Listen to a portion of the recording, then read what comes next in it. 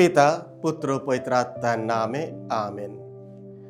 মারিয়ার বিদ্যালয়ে মানুষ শিখতে পারে কিভাবে জীবনযাপন করতে হয়।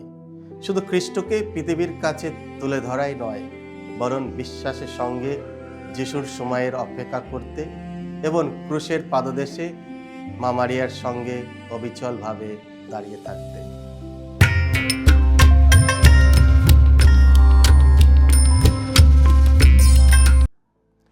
খ্রিস্ট আমার পরম প্রিয়জনেরা, আজ ফেব্রুয়ারি মাসের 11 তারিখ বুধবার, আর আজ আমরা উদযাপন করছি লুদ তীর্থের রানী মা মারিয়ার পার্বণ।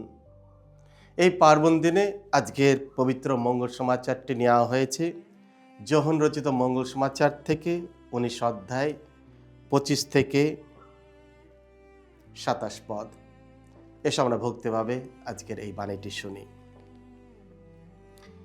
এদিকে যিশুর মা, তার মায়ের বোন ক্লোপাসের স্ত্রী মারিয়া এবং মাগদালার মারিয়া তখন ক্রুশের কাছে দাঁড়িয়েছিলেন। মাকে এবং মায়ের পাশে দাঁড়িয়ে থাকা সেই শিষ্যকে দেখে, যাকে তিনি বিশেষ স্নেহের চোখে দেখতেন, যিশু মাকে বললেন, মা, ওই দেখো তোমার ছেলে। তারপর তিনি শিষ্যটিকে বললেন, ওই দেখো তোমার মা। সেই সময় থেকে শিষ্যটি তাকে নিজের ঘরে আশ্রয় দিয়েছিল। এই হলো প্রভু যিশুর মঙ্গল সমাচার। প্রভু যিশু তোমার মহিমা উচ্চারিত হোক। খ্রিস্ট আমার পরম প্রিয়জনেরা, আজ আমরা উদযাপন করছি লুদ তীর্থের রানী মা মারিয়ার পার্বণ। একটি পার্বণ যা সরলতা, কমলতা ও আশায় পরিপূর্ণ, বিশেষ করে অসুস্থ, দুর্বল এবং যারা নিজেদের অবহেলিত বলে মনে করেন তাদের জন্য। এই দিনেই মাতামণ্ডলী পালন করে বিশ্ব অসুস্থ দিবস, যা আমাদের স্মরণ করে দেয় লুদ্দের মাতা দেহে, মনে ও আত্মায় কষ্টভোগীকারী সকল মানুষের পাশে দাঁড়িয়ে আছেন। 1858 সালে ধন্যকুমারী মারিয়া কোনো যাজক বা প্রভাবশালী ব্যক্তির কাছে নয়, বরং বার্নাডেট সুবেরিয় নামে এক দরিদ্র, অসুস্থ ও অশিক্ষিত কিশোরীর কাছে আবির্ভূত হয়েছিলেন। এই অসাধারণ দিব্য দর্শন নিজেই এক গভীর বার্তা বহন করে। ঈশ্বর মর্যাদা বা শক্তির ভিত্তিতে কাউকে মনোনীত করেন না, তিনি নির্বাচন করেন বিনয়ীদের। লুর্দে আমরা দেখি স্বর্গ নত হয়ে পৃথিবীকে স্পর্শ করছে, আর মেরি হয়ে উঠেছেন সেই কমল সেতু। মা মারিয়া বার্নাডেট সুবিরোর কাছে নিজেকে পরিচয় দিয়েছিলেন এই রহস্যময় এবং সুন্দর বাক্যে, আমি অবলদ ভাবা, অর্থাৎ আমি নিষ্কলঙ্ক কুমারী মারিয়া।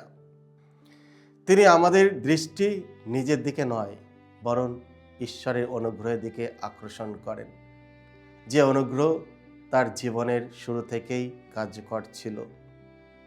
মেরির মধ্যে আমরা দেখি ঈশ্বর আমাদের সকলের জন্য কি চান: হৃদয়ের পবিত্রতা, তার ইচ্ছার প্রতি সম্পূর্ণ উন্মুক্ততা এবং তার করুণার ওপর নিঃশর্ত বিশ্বাস।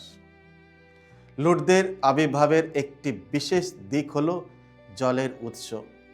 মেরি বার্নার্ডকে মাটি খুঁড়তে বলেছিলেন, আর সেই অপ্রত্যাশিত কাদাময় স্থান থেকেই প্রবাহিত হয় জল, যা লক্ষ লক্ষ মানুষের জন্য আরোগ্যের উৎস হয়ে ওঠে। এটি আমাদের একটি গভীর শিক্ষা দেয়। আরোগ্য প্রায় শুরু হয় এমন জায়গা থেকে যেখানে আমরা আশা করি না, বিনয়, অনুতাপ ও অনুগতের মধ্য দিয়ে। যেখানে আমরা বিশ্বাসের গভীরভাবে খুঁড়তে রাজি হই, সেখানে ঈশ্বরের অনুগ্রহ প্রবাহিত হয়। লুর্দে কেবল শারীরিক অলৌকিক ঘটনার কথা বলে না, প্রকৃতপক্ষে সেখানে সবচেয়ে বড় অলৌকিক ঘটনা হলো অন্তরের আরোগ্য। পুরানো ক্ষতকে ক্ষমা করা, কষ্টের মাঝেও শান্তি খুঁজে পাওয়া, বিশ্বাসকে নতুন করে আবিষ্কার করা, আবার আশায় বাঁচতে শেখা। খ্রিস্ট আমার পরম প্রিয়জনেরা, অনেকে লুটতে থেকে ফিরে আসেন তাদের অসুস্থতা নিয়েই, কিন্তু হৃদয় হয়ে ওঠে সম্পূর্ণ নতুন। মেরি আমাদের কষ্টহীন জীবনের প্রতিশ্রুতি দেন না, তিনি প্রতিশ্রুতি দেন আমরা একা নয়। লুটদের মেরির বার্তা খুবই সহজ এবং সুসমাচারমূলক। প্রার্থনা, প্রায়শ্চিত্ত ও পরিবর্তন। তিনি আমাদের রোজই প্রার্থনা করতে আহ্বান জানান, একটি অভ্যাস হিসাবে নয়, বরং ঈশ্বরের সঙ্গে প্রেমপূর্ণ সংলাপ হিসাবে। তিনি আমাদের পাপ থেকে মুখ ফিরিয়ে প্রভুর কাছে ফিরে আসতে বলেন। এক কোলাহলপূর্ণ ও আহত পৃথিবীতে লুর্দে একটি নীরব কিন্তু জরুরি আহ্বান শোনায়, ঈশ্বরের কাছে ফিরে এসো। খ্রিস্ট আমার পরম প্রিয়জনেরা, আজ যখন আমরা বিশ্ব অসুস্থ দিবস উদযাপন করছি, লুর্দের মাতা মারিয়া হাসপাতালের শয্যার পাশে, নিঃসঙ্গ ঘরে, ক্যান্সার ওয়ার্ডে এবং ভাঙা হৃদয়ের পাশে এখনো দাঁড়িয়ে আছেন। তিনি আমাদের স্মরণ করে দেয়, অসুস্থতা আমাদের মর্যাদা হ্রাস করে না, বরং রোগীরা খ্রিস্টের হৃদয়ে একটি বিশেষ স্থান অধিকার করে। যখন আমরা অসুস্থদের সেবা করি, তখন আমরা স্বয়ং যিশুর কষ্টভোগী দেহকে স্পর্শ করি। খ্রিস্ট আমার পরম প্রিয়জনেরা, লুর্দে আমাদের শেখায় দুর্বলতার মধ্যেও ঈশ্বরের শক্তি প্রকাশিত হয়, বিনয়ের মধ্যে দিয়ে তার অনুগ্রহ প্রবাহিত হয় এবং তার প্রেম এমনভাবে আরোগ্য দান করে যা আমরা অনুমান করতে পারি না।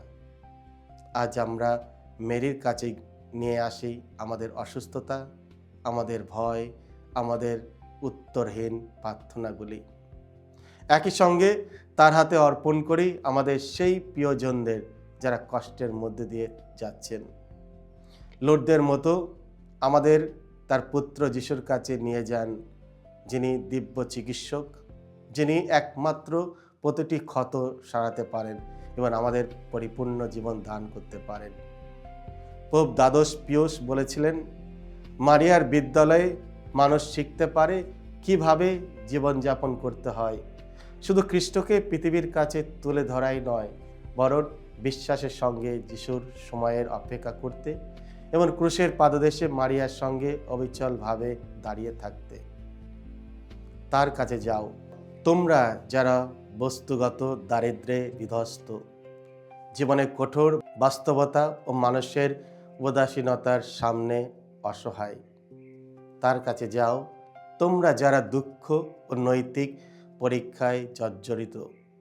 তার কাছে যাও, প্রিয় রোগী ও অসুস্থগণ, তোমরা যারা লুর্দে আমাদের প্রভু যিশুর যন্ত্রণাভোগীর অঙ্গ হিসাবে আন্তরিকভাবে গ্রহণ ও সম্মানিত হও।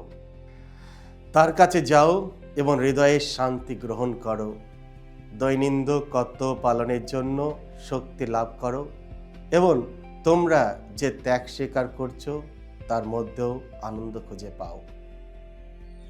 লুর্দের রানী, আমাদের জননী, আমাদের জন্য এবং সকল অসুস্থ ও কষ্টভোগীদের জন্য প্রার্থনা করো।